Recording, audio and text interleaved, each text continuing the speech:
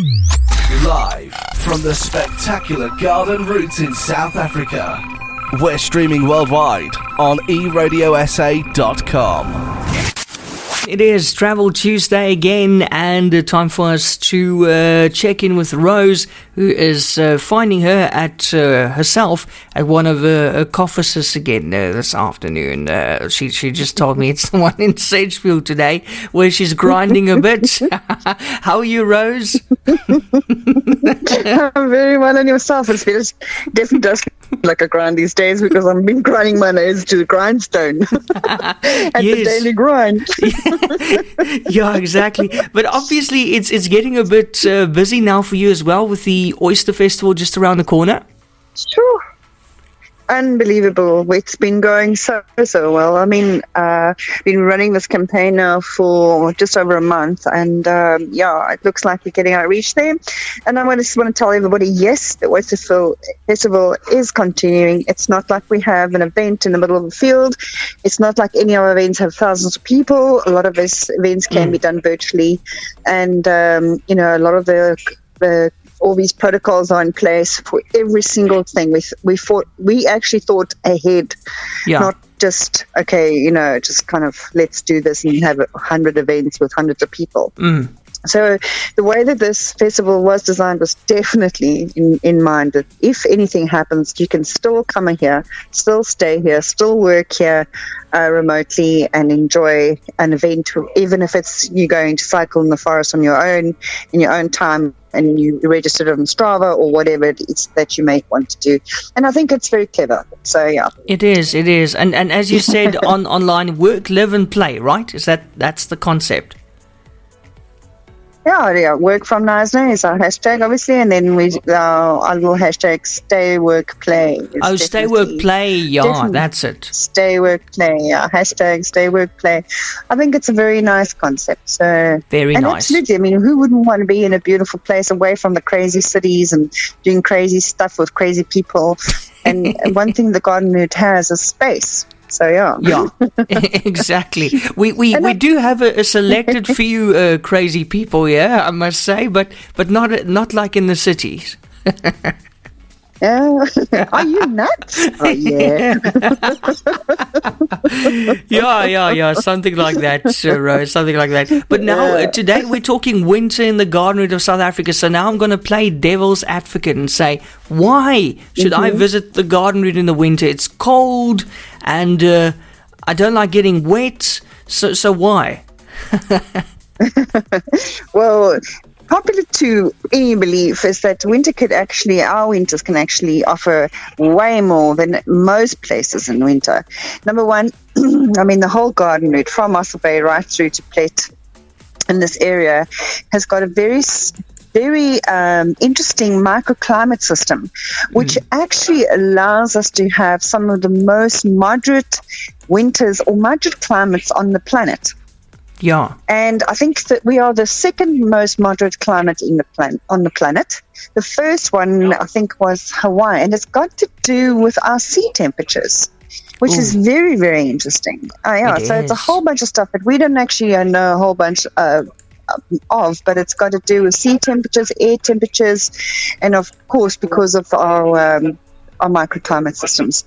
I mean, I always joke with people, and I always say to people, if you don't like the weather, just wait 5 minutes, Yes. I've actually seen that today. I actually thought about it today. It's been like that today, in fact. It changes every 5 minutes. Yeah. And it's funny. You can have a beautiful sunrise morning, and next thing it will be raining, and the next thing the sky will be open, and the next thing you'll be having a mottled sunset again. So, it definitely does change a lot very quickly.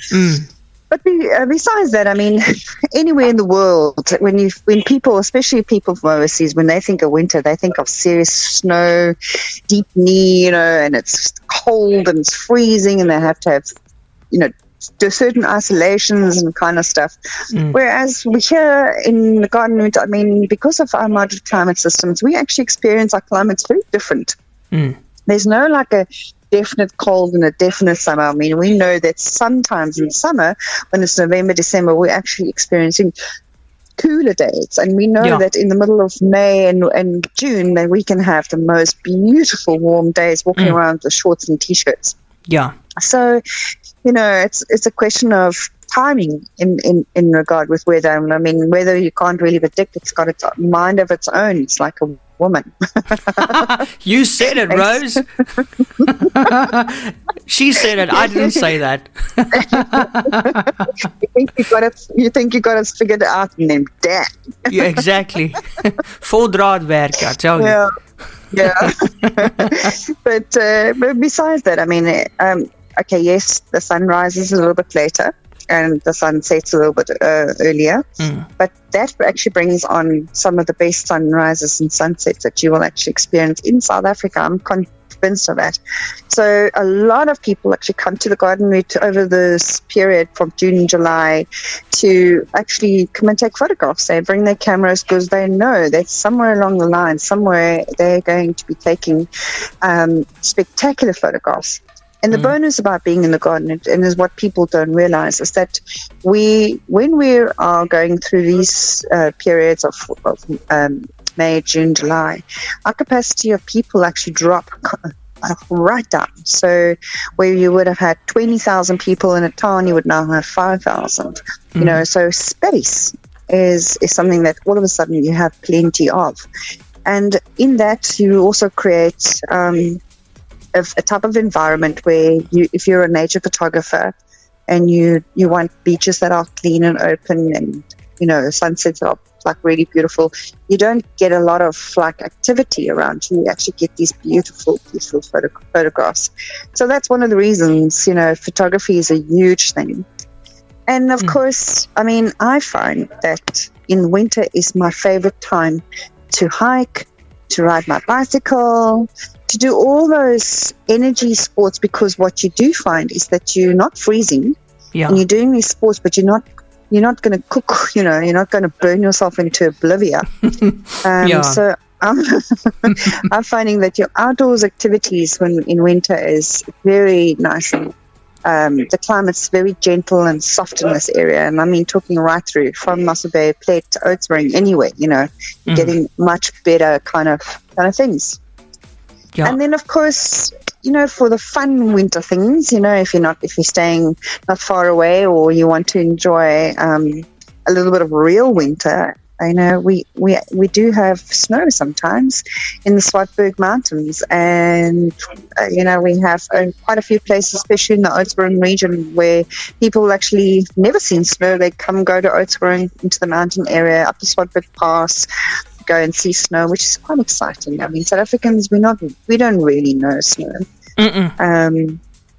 So that's also quite a nice feel. I know it sounds strange, but it is something that people want to do. They do want to have the winter holidays with fireplace and the red bottle wine and wear socks and beanies. Yeah, exactly. Absolutely. Yeah, and of course, then the other thing that winter lends to is a lot of art and cultures, and things can be explored more.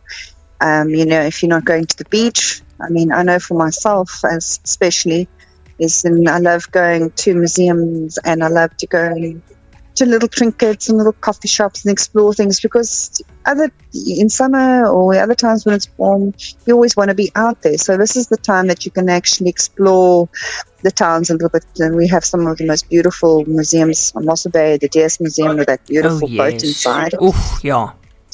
It's gorgeous. And what about, the Inverrush at Stilbaai, where you can do gin tastings, and I don't know, it kind of lends to something, the other part, the stuff that you don't normally do. It takes you to the beach when you want to have a swim. Harold's Wines, visiting Oudtshoorn with those little meanders, or, visiting places, maybe even visiting a few waterfalls on hikes.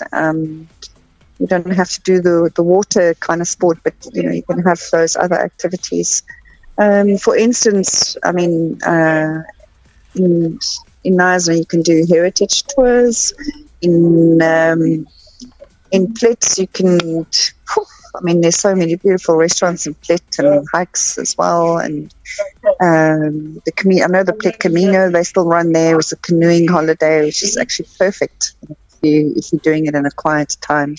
I did it, I think, in a quieter time. It was lovely, on a canoe on the river, camping. It was really, really nice. So in front of a fire, drinking coffee, which is really, So it's also your time where it's good time to do your 4x4 exploring.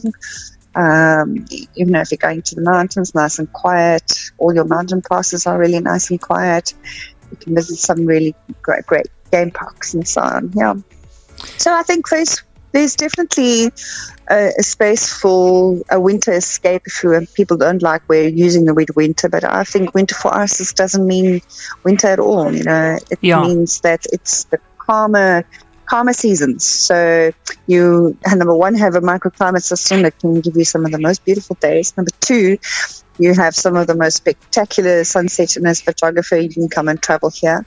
Number three, you can actually enjoy some of the other activities that our area has to offer besides the beaches and the water sports. And number four is you have the space. So, and who is not looking for space these days, especially in our societies these days where everybody's trying to run away from a mask. So you can be in a forest. Yeah, exactly. Oh, that's so fantastic. What more do you need? I just want to say to those who don't know Rose by now, she is so well traveled. So if she's saying that something is the best, she's seen a lot. So it really is the best then, hey? I mean, Rose, you've been everywhere, almost everywhere on this planet, right? Yeah. No, not really everywhere, but normally when I do talks about, if I talks about travel and adventure, people always say, where's your favorite place to go? And I said, coming home. People have no idea what we actually have in this part of the world. Yeah, you're so right. When it comes to clean air, to fresh air, I mean, clean sunshine. And India was so frustrated about not seeing the proper sunshine. Oh, the pollution, it was crazy. Yeah. Oh, no. And space and people and good food. We have excellent food. Yeah. And we don't actually really know what we have in this area, and we should actually be looking after it. We should be treasuring it. We should not go to the modernized world about stuff and plastic. We should actually really, really keep our lives very simple and gentle here, which will add to our health and our natural wealth. Yeah. Somebody who was actually stuck in one of these countries, I don't know, somewhere Middle East, he was stuck there for a while due to the virus and the airplanes not flying. He said, you really don't know what you've got until it's gone. And with him being stranded in that foreign country, he realized it again, see how the people were living there and how we're living here. It's a massive contrast. Absolutely. Yeah. Yeah. Ja, don't, Afrikaans, we have a very good saying, when jy met die wit brood onder die arm complain nie. Net so, Rose, ek ken daai julle. Dit is baie waar daai. Ja, dit is baie waar. Rose, thank you so much. As always, a pleasure. Tell us quickly, on social media, how do we follow you?